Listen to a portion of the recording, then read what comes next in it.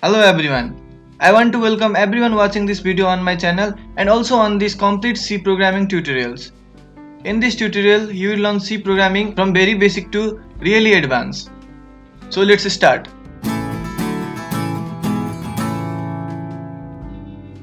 So this is part 4. Make sure that you have watched all the previous part. I have also provided the link in the description and don't forget to subscribe my channel. So today I'll be talking about the following topics, which are character set, keywords, identifiers, constant, string, and operators. And all these 6 are collectively termed as C tokens or tokens of C. So let's begin with C tokens.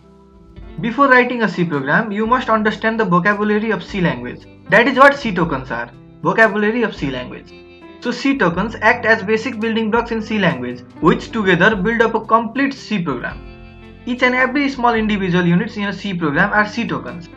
As already mentioned, these are the 6 C tokens, which are character set, constant, keywords, string, identifier, and operator. So let's talk about the first token, that is character set. So these are the set of characters that we are allowed to use in a C language. And these characters combine to form words, numbers, and expressions. These character set can be categorized in 4 groups, which are alphabets. Now here, alphabet can also be divided into 2 categories, which are uppercase, that is capital A to capital Z, and lowercase, small a to small j. Similarly, we have digits, which range from 0 to 9. And there comes special characters. So these are the special characters which are used in C language. And at last there comes white spaces. Now what are white spaces then? Sometimes we are required to leave a line, or sometimes we often need to leave horizontal spaces. So these are called white spaces. I'll be talking about white spaces in more detail on my next video. So this was our last program. I explained this program on my previous video. As I said, character sets are set of characters which we are allowed to use in a C language. So all these letters you see here, I, N, C, L, U, D, E, and special characters, hash, bracket, curly braces, commas, and many more. These are the character set or the character that we can use in C. So let's talk about keywords. Keywords are the predefined or reserved word for a C language, which are the basic building block of a program. And the meaning of keywords are fixed, which means we cannot change them. So in C language, there are altogether 32 keywords. So these are the all 32 keywords which we can use in C language. So here you see this int. Let me zoom in. If you observe this carefully, this int looks a bit bold than other characters. It's because this int is a keyword. So let's write another keyword over here, that is if. So as soon as I write if, it gets bold. Let's write some more, else, switch, case. Here you see these are keywords and these have fixed meaning which can never be changed. Here if, else, and switch case are used as conditional statement. Let's write some more, for, while, and do. Now these are the looping statements. I'll be explaining all these loops and conditional statement on my upcoming videos. So for now let's remove this. So these are the keywords which have a special meaning and cannot be changed. So the next C token on our list is identifiers. Identifiers are the names used in C program to identify a variable, function, array, pointer, structure, and symbolic constant. These are made of letters and numbers which are case sensitive. Now what does case sensitive mean then? So it means capital A and small a have separate meaning. And the most important part, that is keywords can never be used as identifiers. So here int is a keyword. In this program we entered 2 numbers and stored it in a and b. And again the sum was stored in this sum variable. Now these a, b and sum are the identifiers which act as a variable name. Similarly, we could also have used these identifiers as the name of our function, pointer, array, structure, or symbolic constant. I'll be telling you about functions, pointers, array in detail on my upcoming videos.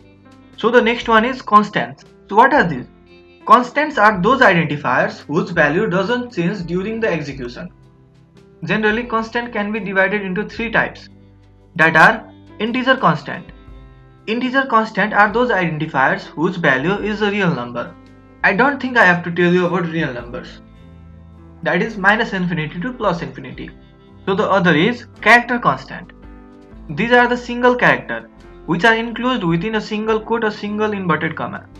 And the last one is string constant. These are the set of characters or collection of characters which are enclosed within a double inverted comma or double quote. So let me give you a very good example. I create a new file over here, Ctrl plus N, and I start writing a program. Program to find the area and circumference of a circle. So I close my comment over here. Let's include header files.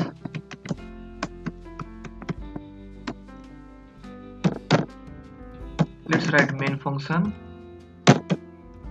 Let's declare a variable float r for radius, a for area, and p for circumference. Now let's close this statement with a semicolon. Now you see this float is a data type which describes the format of the data to be stored in these variables r, a, and p. So I will explain about this in detail on my next video. So let's ask user to input radius. So I type here enter the radius, semicolon. Now let's store the value of radius.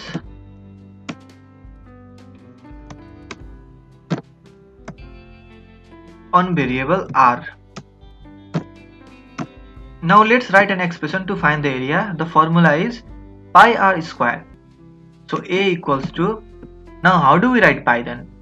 Either we write 22/7 or we write the value in decimal, that is 3.141 or something like that.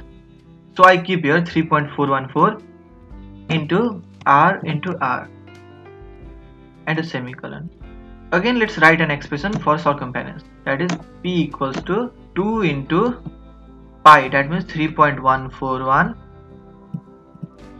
into r, 2 pi r, and semicolon. Now you see 3.414 and 3.414 both are same, and these are the value of pi which will never change, that means these are constant. So let's assign another identifier over here, that is float pi equals to 3.141 and a semicolon.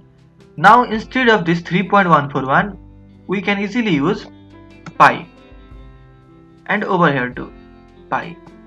So in this program this pi is constant, integer constant. Now let's print our result.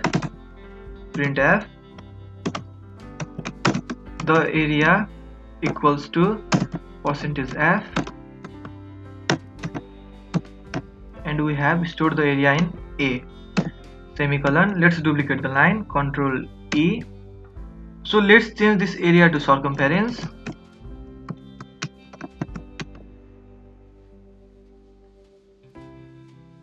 And we stored circumference in variable p.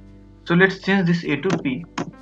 Now let's save this program. Let's name it area.c and press enter. Now let's compile this program. And you see here 0 errors. So now let's run the program. Now the program asks us to enter the radius. I enter 7 over here and I press enter. So it displays the area and circumference. But this area and circumference or the result looks little congested. It would have been better if this circumference would have come in next line. So let's do that.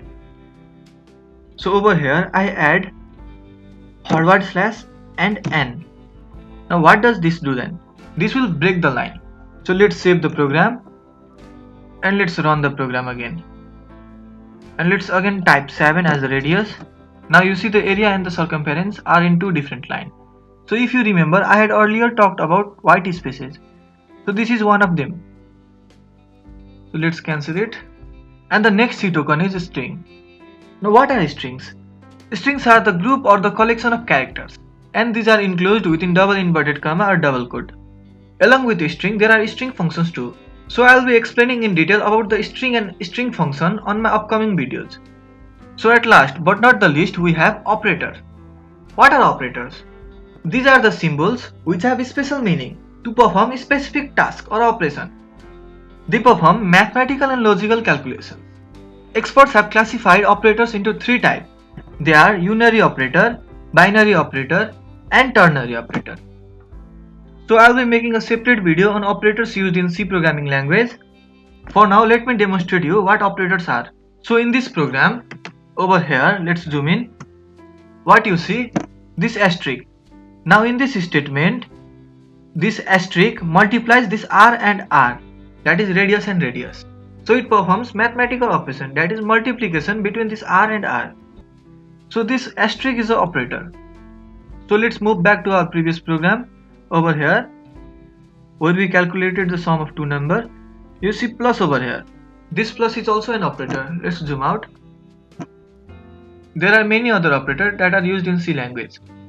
I will be soon posting a video on operators used in C programming language. So if you like this video, please hit the like button and don't forget to subscribe my channel. And also click the bell icon to get notified about my future videos.